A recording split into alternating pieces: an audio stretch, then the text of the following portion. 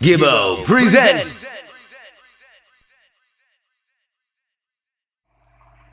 It's Gibbo, and right now I'm joined by DJ, rapper, songwriter, producer, and conscious revolutionary lyricist. It is Kabaka Pyramids. Blessed love, blessed love. Your new EP, Lead the Way, is out now and doing exceptionally well. The deluxe edition contains 13 tracks, which is more than some albums. So, True. what makes this release an EP as opposed to an LP or an album? Well, technically, it is an album, because an EP is normally like anything more than one track, but up to normally up to 6 tracks. But we actually, kept the same name, just like the Rebel Music EP, because we didn't want people to think that, it is Kabaka in studio producing a full-fledged album. Because this is basically a compilation of singles that have been done over a period of about 2 years. You know what I mean? So we just arranged the tracks in an order that we thought was suitable to the flow. But it's not necessarily like if I say, I'm doing an album right now. You know what I mean? It's more a compilation. So, without the word EP, in a sense, would distract from the idea that it's an album. Even though most people are still going to call it an album. So in a sense, we may be cheated a little bit, but, it's still just out of a genuine want for people to expect a proper album in the future. You know what I mean? So will your first official album be all previously unreleased material? We want to keep it majority, at least, 90% to 100. Maybe if... You see, the thing about an album is if I drop a single now and it becomes a big hit, then that might be the impetus to do an album around it. It's not really the procedure we would want, but sometimes that happens. So in that event, you might end up putting that track which was previously released on the album.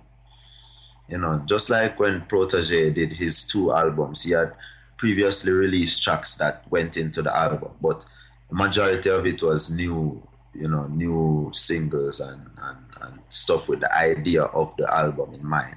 So that's what we want it to be under a certain theme, Do you think artists who release albums where the majority of the tracks have been previously released as singles are cheating their fans?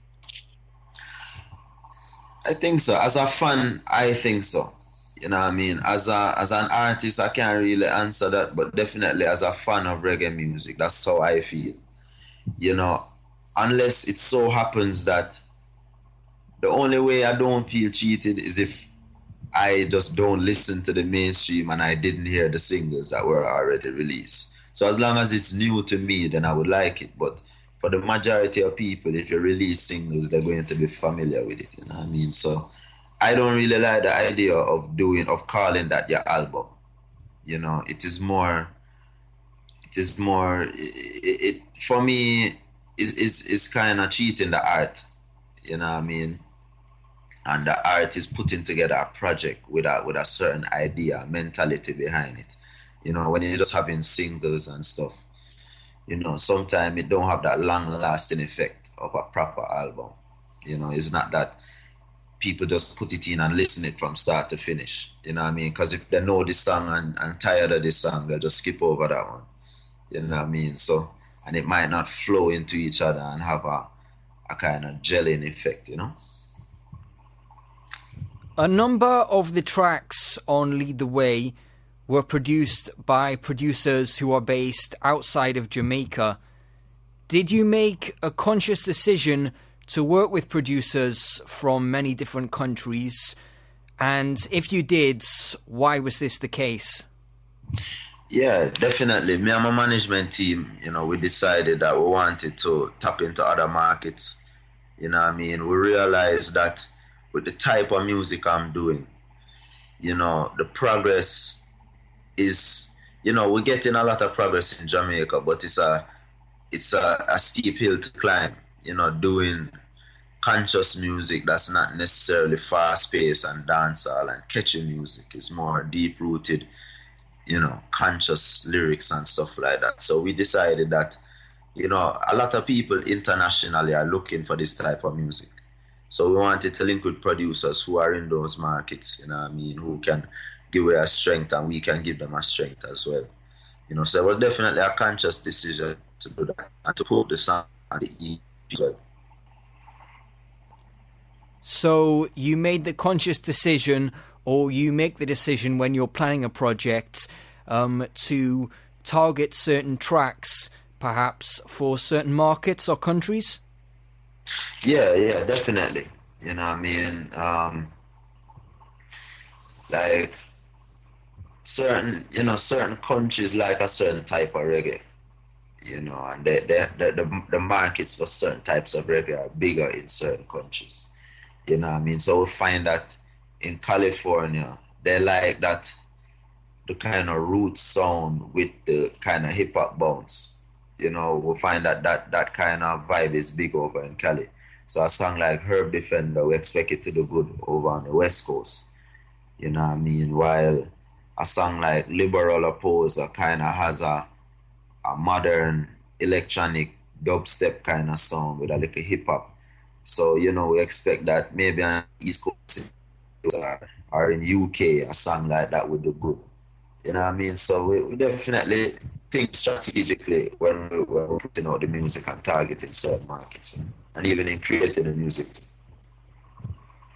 Speaking of different markets, you were once again in Europe this summer on tour. Have you learnt or gained anything from your time travelling and touring overseas, which has affected or changed the way that you do things, either from a musical or a business perspective?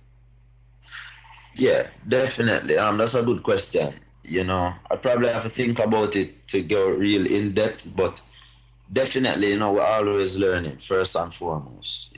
So touring is always a learning experience.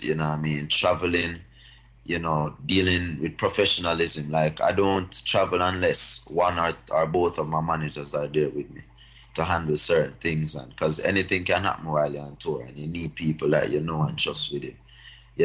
So certain experiences, you learn, how to adapt to them. Even being on tour and working with backing bands, there's certain things that you have to accentuate as the artist, because you don't have that longevity and that connection with the band to kind of add certain little things to your set. So sometimes you have to be a little more aggressive, or be a little more active with the fans and more fanfare and stuff like that, because you don't really have the level of chemistry as if you had your own band. So certain things like that we learn on tour. We learn what kind of songs people really enjoy, watching being performed. So like certain songs with hooks where, kind of sing along. Them kind of hooks people love to see it perform. When you have some of my songs are very long verses, and if the people don't really know the language that well, sometimes they can just, you just see them kind of looking at it, But then if a song has short verses and catchy choruses, then fans are more involved and they feel it. So, the long verses thing is kind of more natural for me, coming from hip hop and them kind of background there and just being a lyricist. But we have to add the other side to the show to make the show more entertaining, Some Jamaican-based artists have stated after returning from a tour in Europe that they feel the reggae community in Jamaica could learn a thing or two from the scene in Europe. Do you agree with this or not? Definitely. First and foremost, the professionalism I find to be more consistent, in Europe, and certain places in the States. just in terms of sticking to our running order times, making sure everything is on time, making sure the sound and the back line is proper and sounds good, and you know what I mean. Yeah, it's a different level of professionalism we find, when we tour internationally. You know what I mean? In Jamaica, there's a lot to be improved on that. And even the fans, the crowd, they want to see a good show. So even if they hear a song that they don't even know before, it's not like they're just kind of looking at you, waiting for a line to catch them.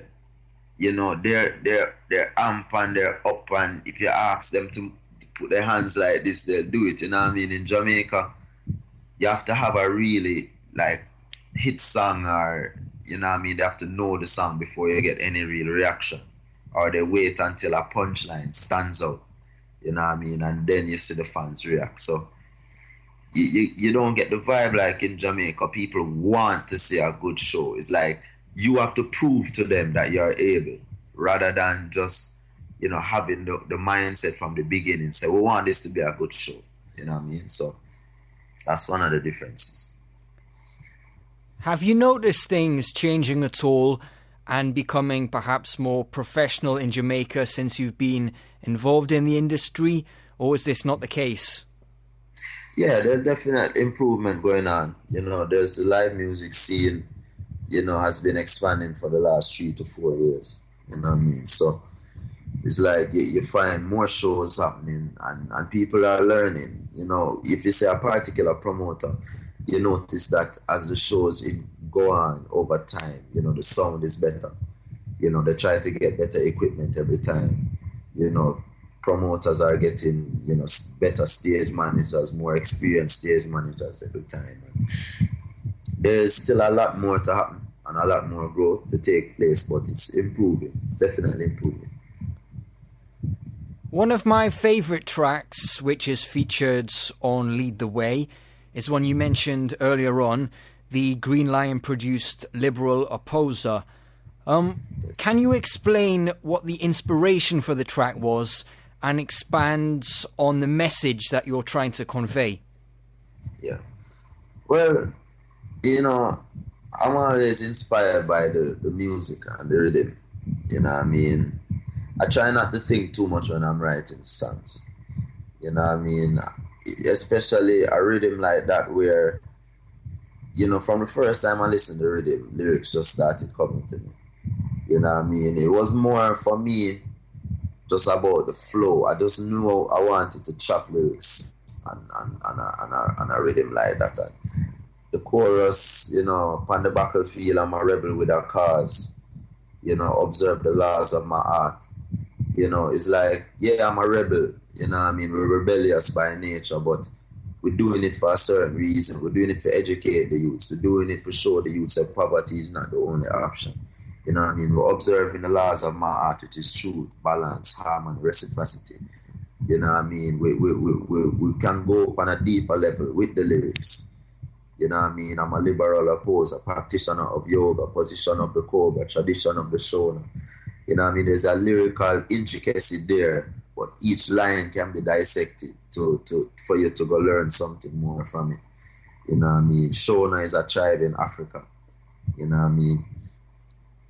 Liberal opposer, the name itself is kind of funny because growing up listening a lot of Wu-Tang, Wu-Tang Clan, they choose names for the songs. Like they might just have a one line in the song and they choose that to be the name. And it's very abstract. Sometimes you don't even know what they meant by that. So it's that type of energy I came with the liberal opposer. It's just a line that just came to me. You know what I mean? I'm not saying that I'm a liberal versus a conservative, whatever it is. It's not any political thing. It's more, I was thinking more like along the lines of liberation. You know what I mean? And we're opposing anything wrong, anything negative.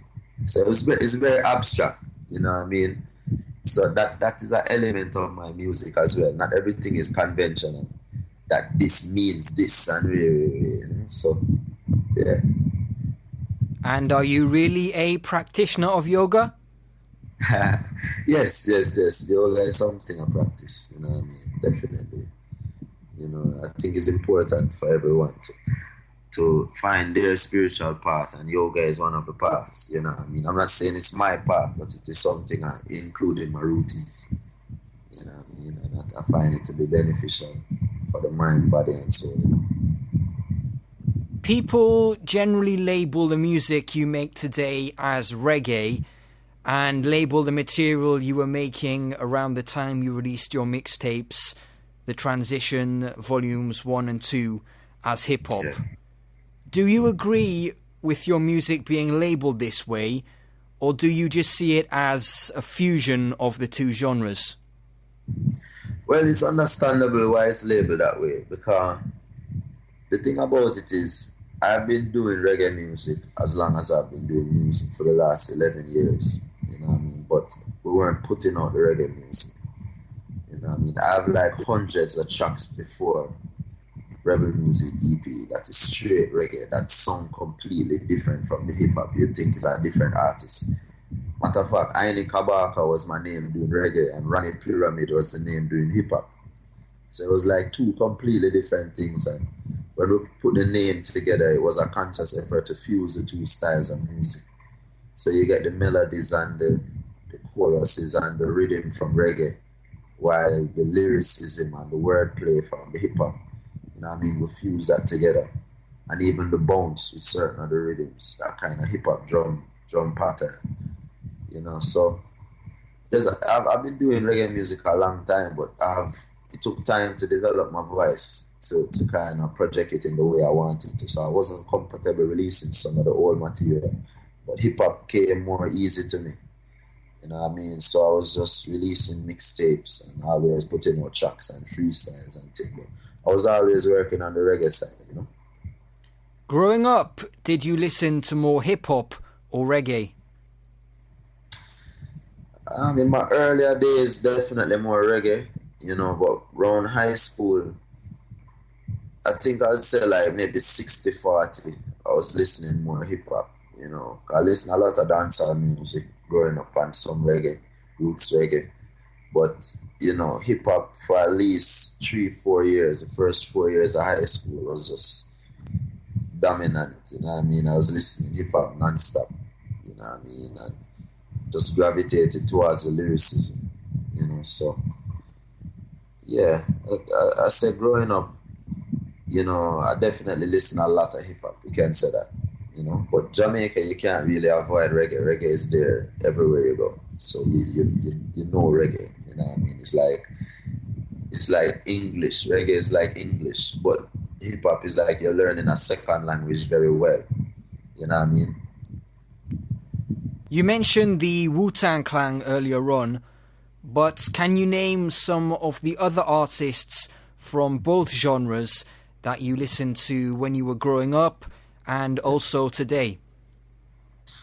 Alright, apart from Wu-Tang, you have lyricists like Cannabis, Big Pun, you have Mos Def, Talib Kweli. Common was a big influence for me, you know what I mean? Dead Prez, I don't know if I said Nas, you know, all of these rappers are artists I listen to intensely, you know what I mean? Even Eminem, the early Eminem, his first and second album and his freestyle, I used to listen all the time. You know, in reggae, I was a big Sean Paul fan early out, you know what I mean? Starting out high school, and Spragga Benz, you know, Buju Banton. I remember my father had Shaggy Boombastic CD, I used to listen to that a lot. You know, and I grew up listening a lot of Bob Marley and Peter Tosh through my father as well. You know what I mean? Yeah, Junior Reid, all of them, you know. But then Sizzla was the main influence after high school. You know, I was zoning. You know, I wasn't listening that much hip-hop, I was just listening to Sizzla alone for like years. You know what I mean? And then Iwayne came along and, you know, yeah, them man there, that's why I listen a lot.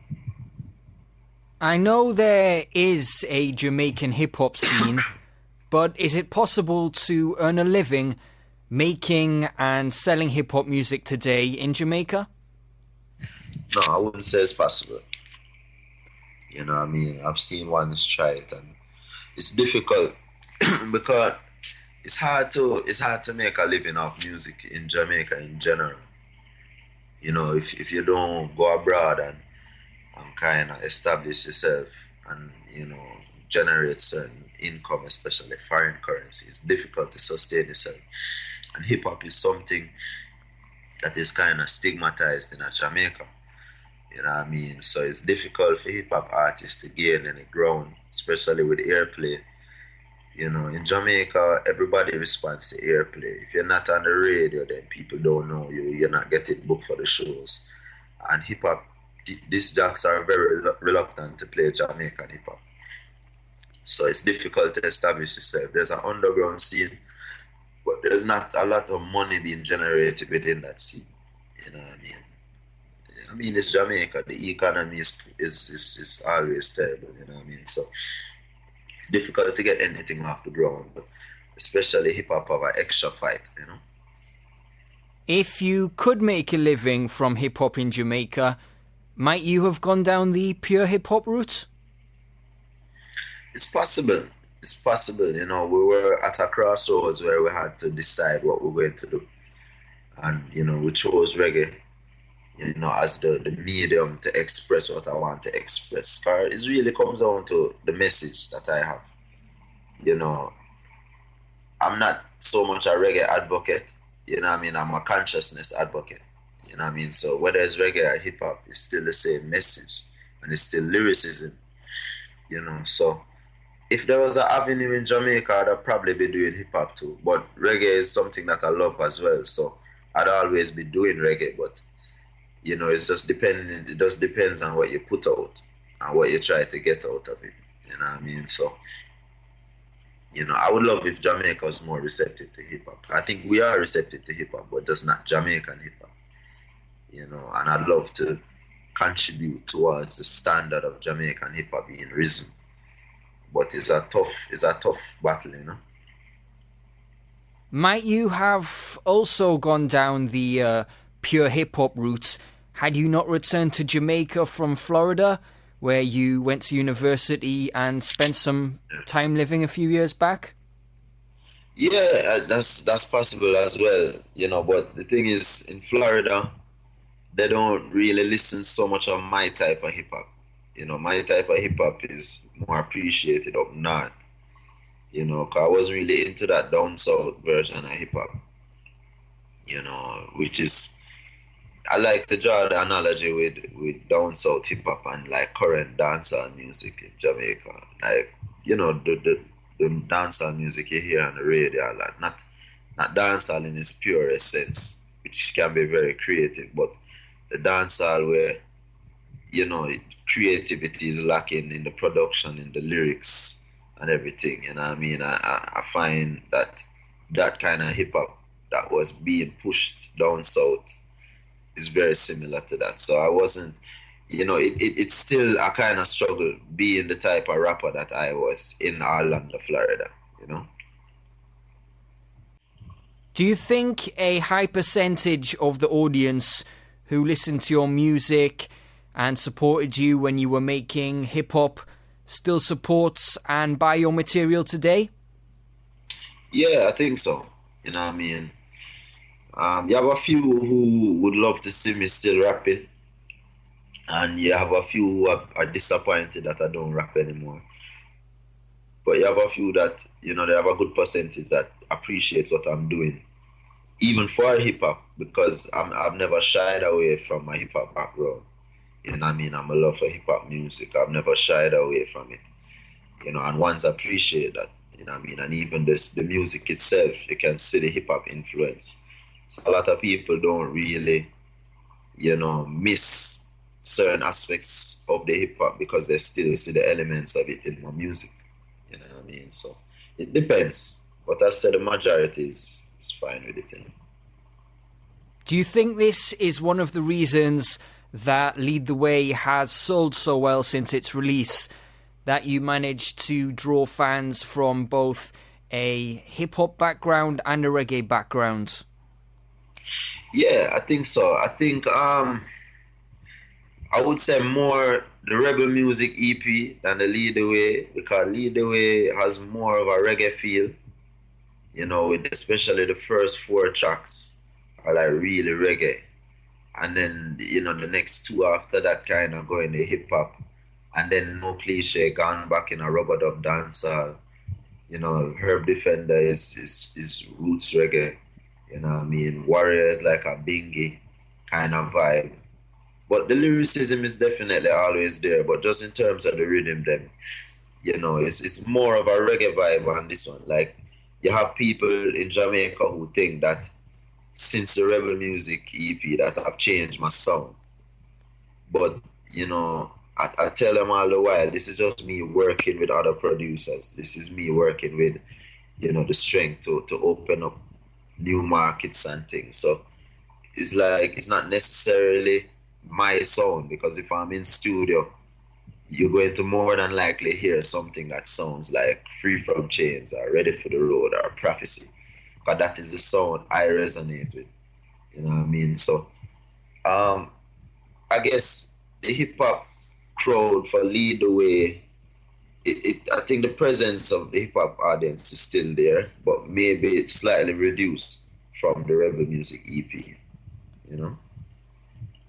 Lead the Way has entered the US-based Billboard Reggae Albums charts at number 8, which is a significant achievement given the fact that the chart is compiled using sales data, and also due to the fact that only a few Jamaican artists have featured in the chart as of late.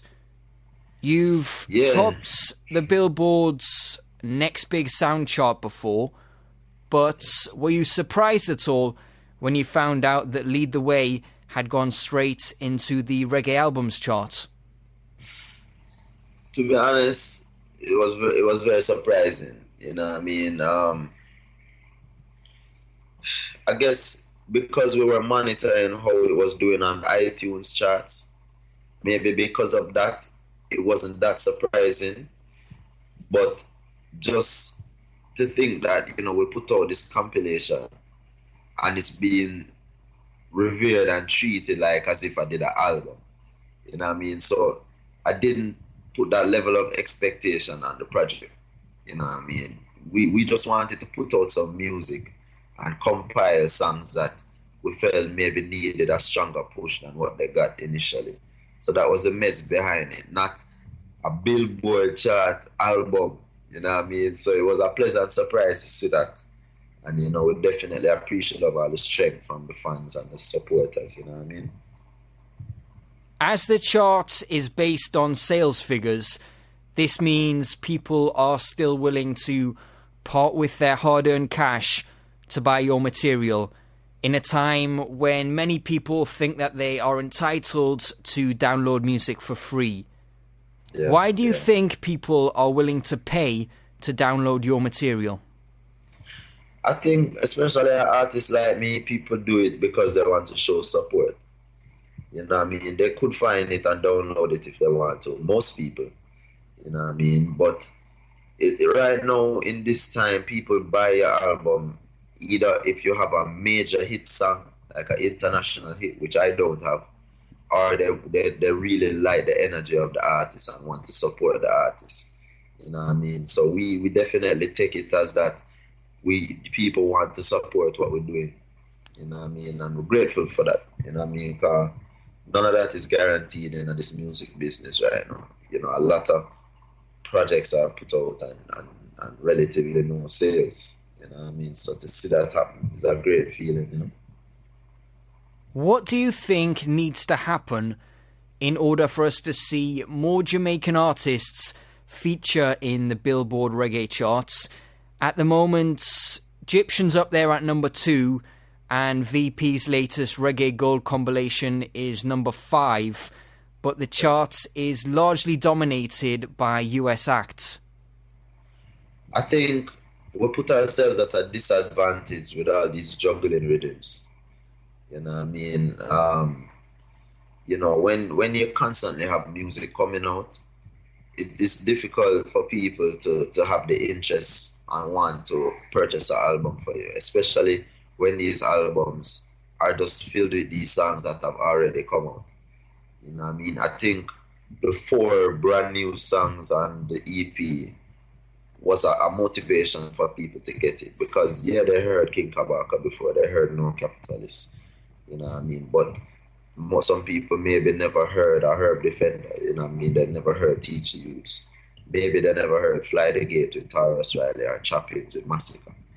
You know what I mean? So people, there's an oversaturation of music. It's like people want to anticipate something from it. They don't want you to just, it's like you have to create that demand before you supply. If you're just constantly supplying, the demand gets decreased. You know what I mean? So I think if one's more focused on singles and albums rather than just every time a producer link your voice a song for them and it goes out, then you'll find an increase in Jamaican artist sales. Because the Matisse Yahoos and the Irations and the Soldiers and these people, they're not on any juggling with it. They put out albums, they put out singles and promote it properly. You know what I mean? So I think that is the direction where we should be heading. But there's an established thing in the business for so long. And I think it's hurting us more than it's helping us, you know? The release of Juggling Rhythms is something unique to reggae and dancehall music, but you feel that it's actually hurting the music? I think it's hurting the artists, you know, in terms of their potential to sell music. But the culture is a rich culture, and I love it. I love to go out and hear juggling rhythms, and you want them to play this certain song on a juggling rhythm. You know what I mean? You're waiting for that song so it can get pull up, and then our next song can mix in. It's a culture that I love, but it's not necessarily the best for the artists, you know, and even in the long run for the producers. You know what I mean? There's so many things that happen with juggling rhythms, like producers just selling out the rights to a song without even linking the artist. You know what I mean? And it's like they have full ownership over this song. So it's like, no, we're not doing any juggling rhythms unless we sign a contract that states that, you know, if any licensing for go on, at least we get contacted. You know, because it's part of my song too. You gave me a rhythm, I write a song myself and record it. Most of the time I record songs myself in the studio. You know what I mean? So it's not yours to just do anything you want with it. You know, so a lot of these things, when you do these juggling projects, a lot of these things happen. And that's just the business. It has been happening like that. You know, so it's almost like the producers, they manipulated the artists. But the artists feel good because they can voice a bag of dub plates and them think they make cash, non-taxable cash. So it's like you give and take and everything, and that is a pattern that has been set for years. You know, so to break out of it, and then a producer has a certain amount of power within the business, and artists feel like if I voice for that producer, then my song I go get on radio. That means I go get booked for shows and I go get for tour. So it's like he might put out a single now, and because the producer is not known, a lot of the DJs might not play it. You know what I mean? So it's a hard thing to balance. You know what I mean? You're part of the Reggae Revival movement, which has really gained momentum over the past couple of years. Why do you think the movement has become so popular? What has led to the increase in the number of people embracing music containing a conscious or positive message? I think it's conscious, but it's not like surface level music. You know what I mean? A lot of the music coming out, we're touching topics from like a deeper angle or a fresh perspective on it. It's like, you know, it's hard to really put a finger on it because a lot of it is intangible, but, you know, the way how we go about certain things and the unity that we display when we're on stage together, you know what I mean? Things like that is just a joy to see the lack of competition amongst the artists. the show of support within social media for each other's music. And events that we keep, and we're always supporting each other. So it's like people love to see that unity and this genuine joy amongst individuals, and it's not a bag of passa passa kia thing, where everybody are trying to bring everybody else down, So I think those are some of the things that contribute. I think there's a level of professionalism that the artists try to hold, in terms of artist management and staying true to the commitments and things like that, and dealing with bookings, and even just interacting with the artists. A lot of us is not necessarily a hype thing or a disrespect thing. We're genuine people and people who have manners. There's a level of intelligence amongst the artists as well. Them can speak for themselves and articulate themselves well. And people like to deal with artists like that. So from the fans to the promoters and the people in the industry, it's a refreshing thing, I would say. Do you think it's a passing phase, and further down the line people's tastes will revert back to music that contains a less uplifting message? It's a good question. To be honest, I never really thought about that, there's plenty of music out there that doesn't have this kind of message, and there are a lot of people listening to it. So at the moment, the Reggae Revival, as it is being called, I don't think it's necessarily the biggest thing at the moment, but it's getting a lot of recognition. It's growing. How far it will reach, if it will cycle down after that, I can't really say, but I know that it is something. It is something real, and the youths them believe in themselves. And you can't really fight unity. The only thing that can stop it is if the youths then break up the bonds with each other. And from that unity is there, I don't see anything to really stop it. As we speak, you're only a couple of days away from your first performance in New York. You're going to be appearing at the latest installment of One Mic at Milk River in Brooklyn. How important is it to impress and make a good first impression in the Big Apple? It's very important, very important.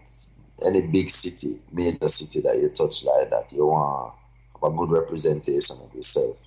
Because the first impression is the lasting impression, And, I'm confident in myself, in the message that I have, the lyrics. So, I'm not really too worried about it, but we just want to have fun, We want to have fun. It will be me and 3 musicians, an acoustic set, so it's a bit intimate. It might not be as fiery and as energetic as my performances are normally, but, we have to work with the vibe and build off the vibe of the crowd and the energy and the venue, because venues have different energy and you just work with it and build off of it, but it should be fun. Lastly, what do people get when they go to see Kabaka Pyramid perform live that they don't by just listening to your recorded material? Energy. Like, sometimes I'm on stage, I might even show more energy than you get on the track itself.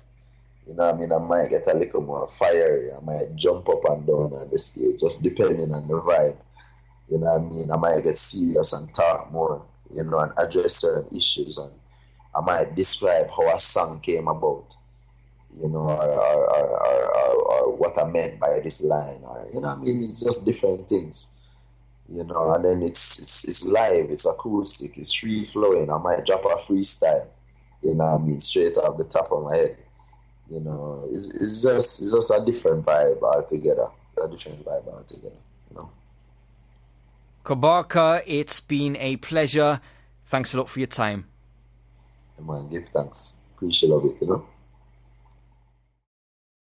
Gibbo.